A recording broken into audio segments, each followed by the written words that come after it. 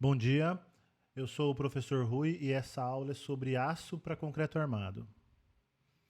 Essa ilustração aí, né, chamada de anatomia de uma viga de concreto armado, que ela foi desenhada pelo engenheiro Matheus Borges, ela mostra justamente esse conjunto, essa combinação desses dois materiais, que é o concreto e o aço, que é a combinação que a gente mais usa como elemento estrutural dentro da engenharia civil.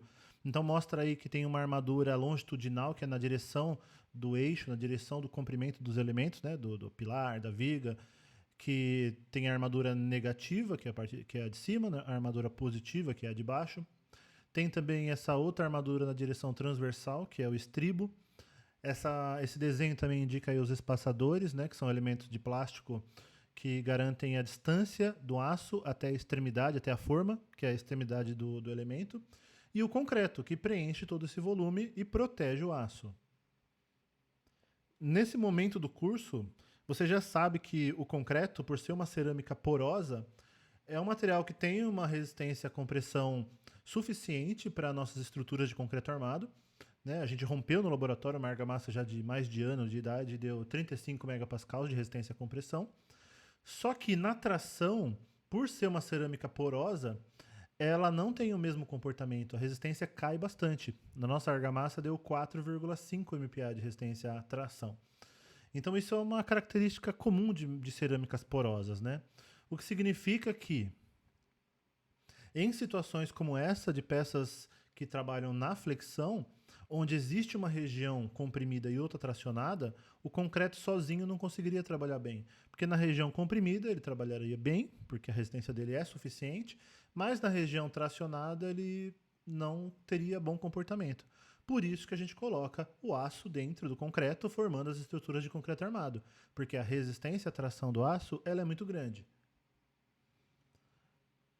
Essa é a combinação mecânica perfeita que eu falei, né? Um trabalha bem a compressão, o outro trabalha bem a tração e a compressão também, e isso forma o concreto armado. Mas para a gente poder fazer essa mistura, né, bem conveniente, a gente tem essas três características que estão aí na imagem que garantem que isso é possível. Né? A primeira delas é o seguinte: o coeficiente de dilatação térmica, tanto do aço quanto do concreto, é muito parecida na faixa de temperatura ambiente. Porque se não fosse, se um dos dois materiais sofresse uma variação de volume muito diferente do outro, isso poderia gerar algum tipo de tensão interna, de desplacamento do concreto, de empenamento, algum outro tipo de defeito que não permitiria a gente utilizar concreto armado. Segundo aspecto é porque existe uma aderência mecânica, tá? O concreto gruda no aço e faz com que eles trabalhem juntos. E por último, uma compatibilidade química. O concreto, ele protege o aço das reações de oxidação e corrosão.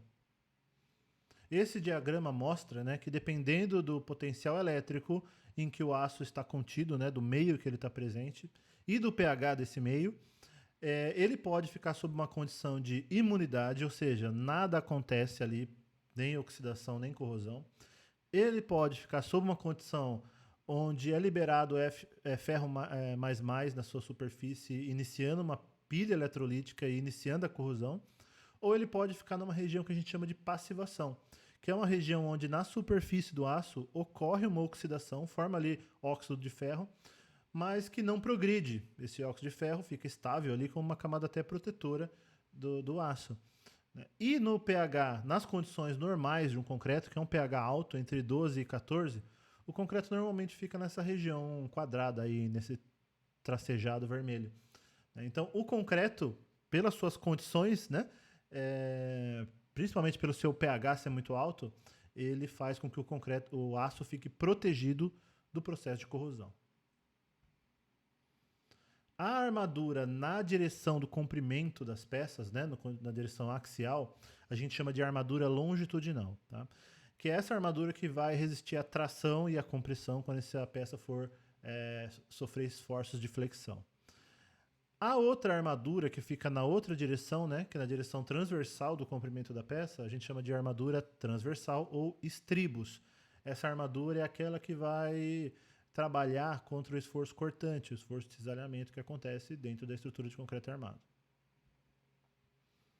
E a norma que classifica o aço para concreto armado é a NBR 7480. E essa norma, ela classifica em barras e fios.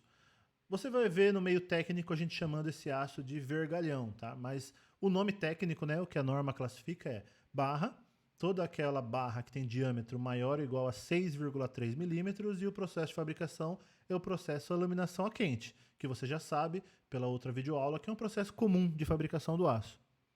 E fio, aquele que tem diâmetro menor ou igual a 10 milímetros e que sofreram um processo de trefilação que você sabe que é o processo de encruamento, é uma laminação a frio que acontece depois do processo de laminação a quente. E essas barras e fios, né, são classificadas em 3 tipos. Tem o CA25, o CA50 e o CA60. O CA25 e o CA50 são barras de aço laminado, enquanto que o CA60 é um fio, é um aço encruado.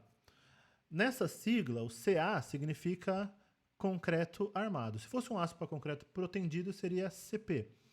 Enquanto que o número, ele indica a resistência de escoamento desse aço. Então, o aço CA60, por exemplo, ele tem que ter um FY de no mínimo 600 MPa. Esse elemento aí que a gente chama de espaçadores, né, que a maioria das vezes ele é plástico, mas ele pode ser também de uma argamassa, de um concreto, ele é um elemento muito importante que ele obrigatoriamente tem que estar ali preso na armadura metálica. Ele garante que a armadura vai ficar a uma distância da forma de concreto. Isso garante o cobrimento especificado em projeto. Isso garante que o aço não vai ficar encostado na forma e depois que você desformar ele vai ficar exposto ao meio ambiente. Se você não utilizar esse espaçador, você vai ter um aspecto como esse da imagem. Você, assim que desformar, você vai ver, né, todo o desenho da armadura que está ali colada e com um tempo muito pequeno de exposição você já vai ver a mancha na cor típica de um processo de oxidação e corrosão, né, que é meio amarronzada, e aí iniciar o processo de corrosão muito rapidamente, onde você pode perder a função estrutural desse elemento. Além dos espaçadores plásticos que garantem um cobrimento, né, você pode também tanto dobrar na própria obra com um pedaço de fio ou barra de aço, ou comprar também, né, que a gente chama de caranguejo, que ele garante, na verdade, a distância entre a armadura inferior e superior. Né? Vamos imaginar que isso é uma laje, que você tem uma malha metálica na parte de baixo e outra na parte de cima. Uma tela soldada. E você vai passar por essa estrutura com o carrinho de mão, com a jerica, levando o concreto para ser lançado. Então, só pelo caminhar, pelo peso, a armadura que deveria ficar na parte de cima pode descer e ficar colada com a armadura da parte de baixo. E aí você perde uma armadura que está projetada para ficar na posição de cima, né? Então, nessas situações que a gente usa os caranguejos. A curva típica tensão-deformação de uma barra de aço, você já conhece, né? No caso do aço CA25 e da barra de aço CA50, que são aços laminados, vai ter um aspecto como esse da imagem, que tem o trecho elástico muito bem definido, um patamar de escoamento claro e nítido e o restante da deformação plástica, né?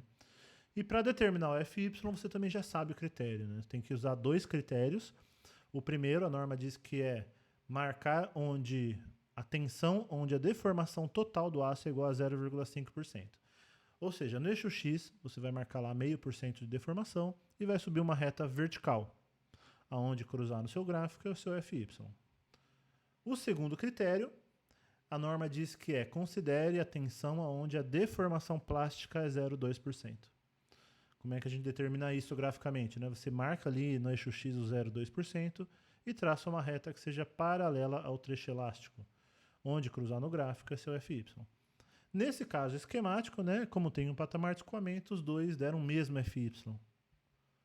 No caso de um aço CA60, que é encruado e por esse motivo não tem mais patamar de escoamento, aí que esse critério, que é o mesmo que eu acabei de apresentar, se torna mais importante, né?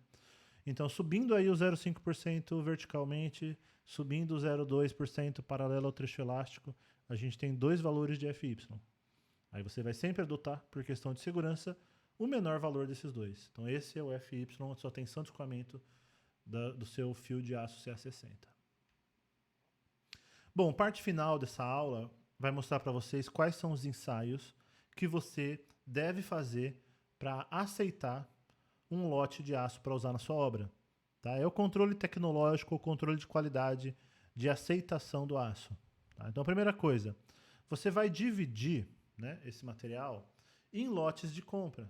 Tá? Então você vai comprar por lotes, né, o aço para concreto armado da sua obra e você vai dividir em lotes. Cada lote você vai coletar uma amostra composta por alguns corpos de prova que vão representar a qualidade desse lote. E uma amostra mínima, né, a norma diz que o mínimo uma amostra tem que ter 6 corpos de prova que compõem essa amostra. Tá? Então, primeiro experimento, né, de controle de qualidade, a gente chama de massa linear. Basicamente é um controle de bitola do aço. Né? Vamos supor que você comprou um aço de 10 milímetros de diâmetro nominal de bitola. Esse experimento de controle de massa linear é um experimento que vai medir se de fato a indústria está te entregando um aço de 10 milímetros ou esse diâmetro está um pouco inferior do que isso, a ponto de você não aceitar o lote. Tá? Então, primeira coisa, não é com um paquímetro medindo o diâmetro do aço. Tá? Veja aí nessa imagem da direita que não é um círculo a seção transversal. Como o aço tem essas ranhuras, né, que aumentam a sua condição de engastamento e aderência no concreto, então dependendo de como você mede esse diâmetro, você não está medindo, você está medindo coisas diferentes, né? Porque não é circular a seção transversal. Tá? Então a forma de a gente controlar é por uma espécie de densidade. A massa linear é uma espécie de densidade do aço. E como a unidade da massa linear é quilograma por metro, né, então basicamente a massa linear é só você medir a massa em uma balança de uma amostra, de um corpo de prova, e dividir pelo seu comprimento. E essa é a tabela que a norma traz de tolerância. Então, se você tiver uma barra de aço, CA25 ou CA50, de 8 milímetros de bitola, por exemplo, que seria um diâmetro nominal, né, supondo que a seção fosse circular, você dividir a massa de um corpo de prova pelo seu comprimento deveria dar 0,395 o valor se fosse exatamente 8 milímetros esse diâmetro nominal. Qual que é a tolerância da norma? No caso das barras de bitola 6,3 e 8, é 10% para menos ou 10% para mais. Então, esse é meu exemplo da bitola 8 milímetros, você aceitaria se a massa linear tivesse dado entre 0,355 e 0,434. Para as barras de diâmetros maiores, né, de 10 até 32 milímetros, a tolerância é um pouco menor, é 6% para menos ou 6% para mais. Tá? Essa tabela da norma também te mostra aí todos os tipos de bitola que você pode encontrar no mercado. Né? No caso de aço CA25 ou CA50, você pode encontrar de 6,3 a 32 milímetros de diâmetro de bitola desse tipo de aço. No caso do fio de CA60, você pode encontrar de 4,2 a 9,5 milímetros de diâmetro. Bom, é um controle de diâmetro de bitola, mas você não precisa calcular, né, esse diâmetro efetivo, tá? Porque o controle, como eu mostrei para vocês, é uma tabela da norma de massa linear. Mas se você quiser calcular, isso aqui são dados de um experimento, é uma lousa de laboratório, né, onde a gente ensaiou 2 barras, uma de 10 e uma de 12,5. Então, por exemplo, a de 10, a gente mediu a massa em quilogramas, já a unidade que a norma pede, deu 0,1859. O comprimento a gente cortou certinho com 30 centímetros. Então deu uma massa linear de 0,620 a barra de 10 milímetros de diâmetro. Vamos ver os limites da norma. Deu 0,620 a barra de 10 milímetros. Então deveria ter dado 0,617, deu mais. Teria que ter dado entre 580 e 654, deu 620. Então está dentro desse limite. Esse corpo de prova está ok, está conforme. Para calcular o diâmetro efetivo, né, se você tiver essa curiosidade, basta usar essa fórmula, tá vendo? A área efetiva, basta você dividir a massa linear pela densidade do aço. Então, nesse exemplo, a massa linear deu 0,620, dividido por 7.800, que é a densidade do aço, deu uma área efetiva de 79,445 milímetros quadrados. Que pela fórmula da área a gente calculou e deu um diâmetro de 10,06 milímetros, um pouco acima do diâmetro nominal de 10 milímetros. Só confirmando, né, que ele foi aprovado pelo critério da massa linear. O segundo teste, ensaio de controle de qualidade, é o ensaio de tração. Vocês já fizeram, tá, em laboratório, na nossa aula de propriedades de resistência à tração de qualquer material. A gente fez do aço para concreto armado. Né, o procedimento, né, a descrição do método está na norma NBR 6152. E foi numa máquina universal como essa da foto, onde a máquina puxa né, traciona o corpo de prova. A gente não usou esse sensor, tá vendo esse sensor DMI que está em destaque no meio da imagem? A gente não usou porque a gente não estava fazendo o teste exatamente como a norma de aço para concreto armado pede, né? Porque a aula era só sobre resistência à tração de qualquer material. Mas saiba que para fazer o teste, segundo a norma, a gente tem que usar um extensômetro, que é esse sensor de deslocamento, porque ele vai medir o quanto esse aço vai esticar com uma precisão muito maior do que só o deslocamento da máquina, tá? Isso é para você saber. O terceiro experimento é um ensaio de alongamento. Né? Veja essa imagem. A gente tem dois corpos de prova. Na verdade, é o mesmo corpo de prova, do lado esquerdo antes de ensaiar, do lado direito depois de ensaiar. Veja que ele ficou mais comprido, né? O quanto ele aumentou o seu comprimento é a deformação plástica permanente desse aço, né? Deformação plástica redundante que eu disse, né? Ela é permanente. Só que o método de calcular quanto alongou não é somente medindo o comprimento total do corpo de prova, né? Porque essa parte mais gordinha desse corpo de prova, de diâmetro maior, é uma parte que ficou na garra da máquina, né? No caso do vergalhão, né? Da barra ou do fio, nem dá pra gente mudar o diâmetro da máquina, do corpo de prova, mas a gente também tem essa área, essa região que fica engastada na máquina. Então, é uma região que não tracionou. Então, o que a norma pede para a gente considerar? Tá? Essa é a fórmula do alongamento. Basicamente, é o quanto alongou na região que a norma especifica, né? Que é o comprimento final menos o comprimento inicial, dividido pelo comprimento inicial. E a característica da norma é considerar esse comprimento inicial a região central equivalente a 10 vezes o diâmetro do seu corpo de prova. Então, veja esse desenho.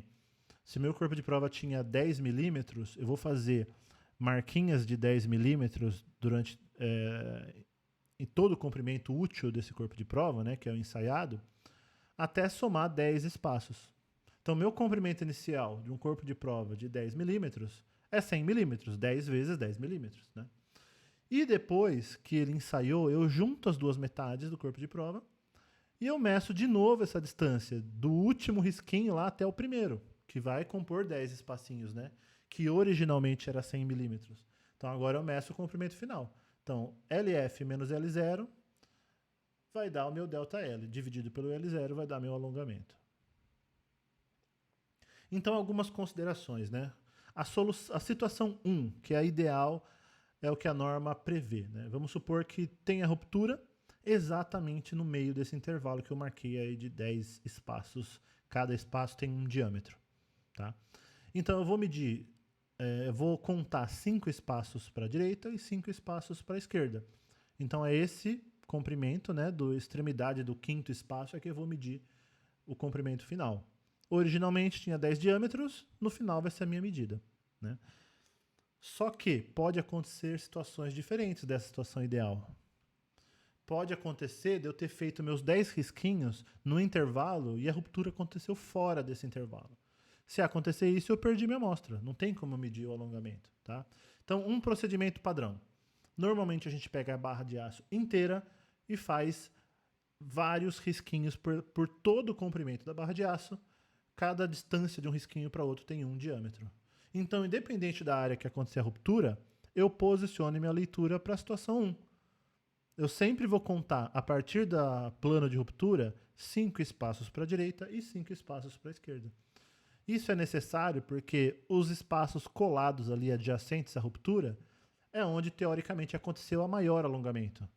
Né? O segundo espaço de cada lado são iguais e aconteceu um alongamento um pouquinho menor. O terceiro espaço um pouquinho menor. Então, quanto mais afastado da região de ruptura, o alongamento é um pouco menor. E pode acontecer essa situação 3, né? Que ela é só um pouquinho mais complexa, mas dá para medir também. Vamos supor que essa região onde eu deixei mais clarinho é a região onde ficou engastado na máquina. Então é uma região que eu sei que não tracionou. Eu não posso considerar essa região na minha conta, na minha marcação. E a minha ruptura deu ali, ó, bem próximo dessa extremidade. De modo que só sobraram 3 espaços para o lado direito. Para o lado esquerdo, tranquilo, sobraram 5 espaços, até mais. E para o lado direito sobraram só 3. Como que eu faço a medida nesse caso? Lembre, a região 1, tá vendo? Eu dividi em um A e um B, um para cada lado. É a região simétrica de maior alongamento. A região 2 é o segundo maior alongamento. A região 3 é o terceiro maior alongamento. A região 4 eu não tenho para o lado direito. Mas como teoricamente a região que seria a 4B, né, ela teria o mesmo alongamento da 4A, então eu vou repetir a medida da 4A e da 5A. Vou fazer duas vezes essa medida, entenderam? Então eu vou medir ali, ó, da extremidade da 5A até a 3B, né, que é o comprimento total. E depois aquele comprimento que não tem como medir, eu vou medir do lado esquerdo, porque teoricamente ele seria igual do lado direito. Então eu vou repetir a medida ali do 5A e do 4A e vou somar essas medidas. Então esse vai ser meu comprimento final, que eu vou subtrair do comprimento inicial, né, de 10 vezes o diâmetro, para calcular meu alongamento. Quarto experimento é o ensaio de dobramento, tá? Basicamente é colocar minha amostra lateralmente ali biapoiada e fazer um esforço de flexão nela. Eu vou dobrar a minha barra de aço até ela formar um U perfeito. A norma só tem uma consideração, que é esse diâmetro aí da máquina, essa bolinha que está em vermelho no desenho, ela tem que ter um diâmetro bem específico, em função da geometria da sua amostra. Então, por exemplo, vamos considerar uma barra de CA50. Se a minha barra de CA50 for menor do que 20 milímetros de bitola, eu tenho que usar um pino que tenha 4 vezes o diâmetro nominal da minha barra. Agora, se a barra for maior, né, se ela tiver diâmetro bitola de 20 milímetros ou mais, aí eu já tenho que usar na minha máquina um pino de diâmetro de 6 vezes o diâmetro da minha bitola. Tá? Então tem que atender essas condições da norma para fazer esse experimento. Tá vendo aqui um experimento que a gente fez no laboratório, né? Deixou a barra biapoiada e aplicou essa carga lateral de flexão. Importante, não me interessa nenhum valor que a máquina está gerando, sabe? A força necessária para ela dobrar essa barra de aço, um gráfico, deslocamento, força, eu nem vou coletar esses dados. A única coisa que eu quero fazer nessa minha amostra é dobrar ela o máximo possível para que ela se aproxime de um U. É dobrar ela 180 graus. E tá vendo que o operador da máquina está levando isso até o máximo possível para garantir que fique aí 180 graus de dobra. Agora ele está retornando a máquina, né? Na velocidade de retorno da máquina. E depois ele vai retirar o corpo de prova aí da máquina para a gente analisar.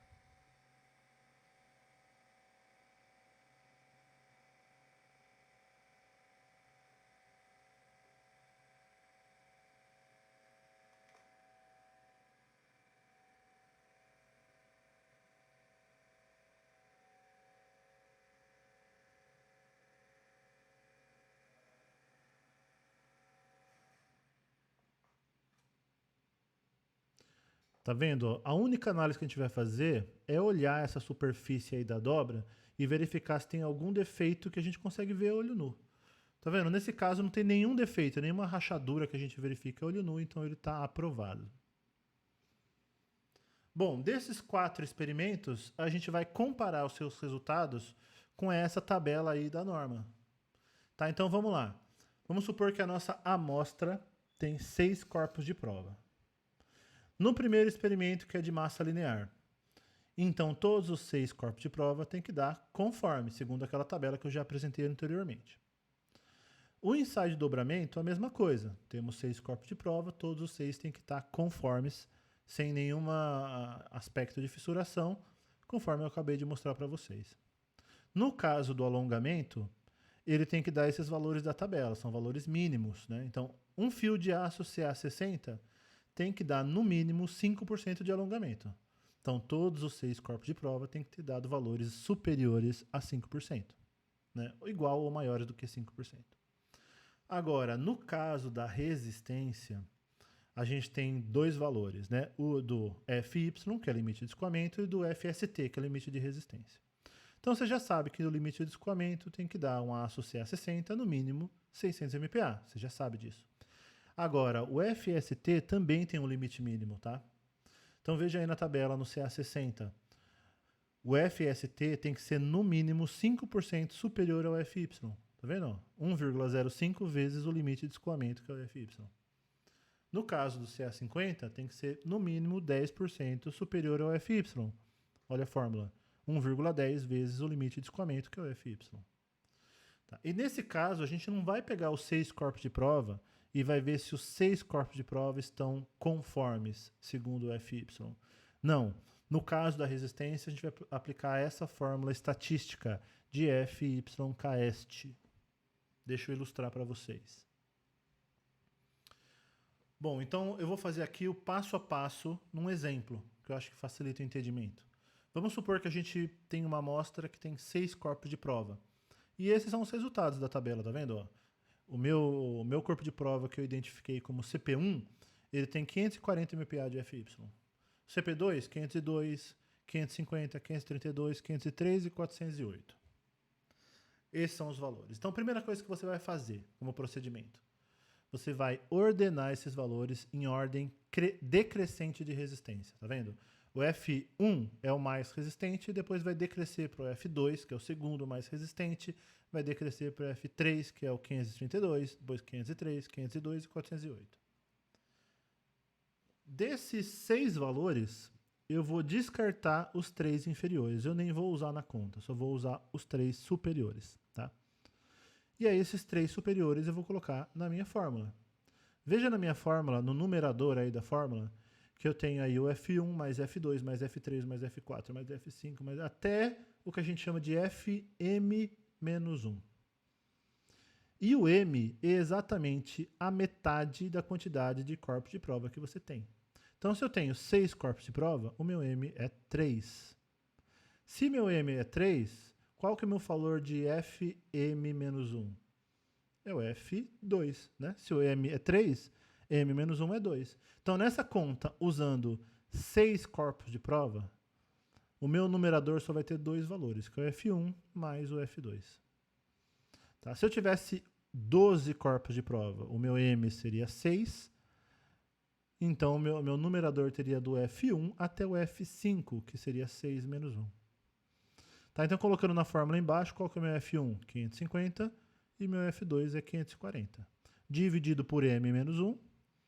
E no final de tudo ali tem menos o FM. M é 3, então é o F3. Meu F3 é 520.